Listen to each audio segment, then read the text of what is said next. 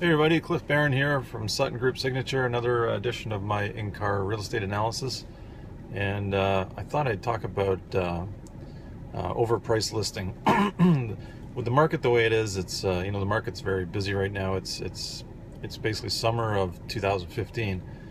Market's crazy in Toronto. It's crazy in Mississauga. It's crazy in Milton as well, like relatively crazy.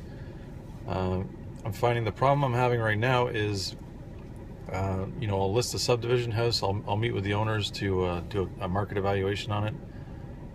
It's basically, there's 3 or 4 of the same house on the street for sale. not for sale, but sold.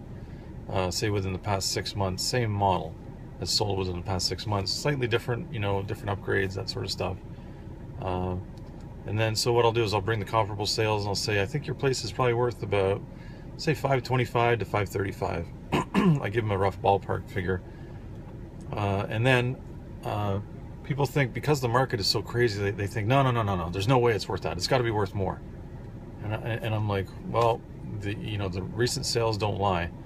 So they insist on listing for more. Occasionally I'll take the listing on and I'll talk to them, when we meet to sign it up, and I'll say, I'll tell you what, we'll do it for a week. If it doesn't work for a week, we have to reduce it down to the proper market value.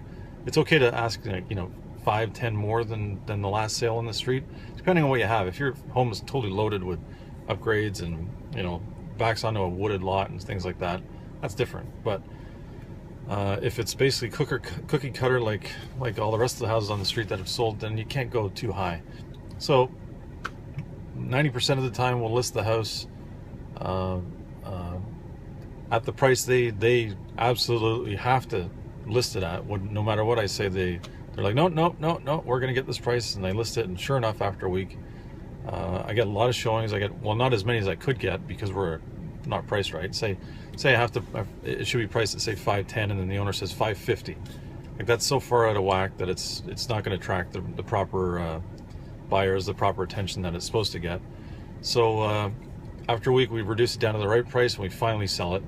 Meanwhile, we lost a week or two of valuable marketing time. So you got to price your home properly. And one other thing that people don't even really consider is the time of year. If you overprice your listing in the spring, thinking, oh, the market is hot, I'm gonna go for this high price, you can price a little bit aggressively, as in a little bit higher. But if you go too high and decide to just sit on it, you're gonna sit on the market. You miss the spring market. The next thing you know, you reduce your price down to where it should be in July, in August, and by then the market's slowed down and you're chasing the market. So anyways, that's something to keep in mind. It's Cliff Barron for In-Car Real Estate Analysis. Take care.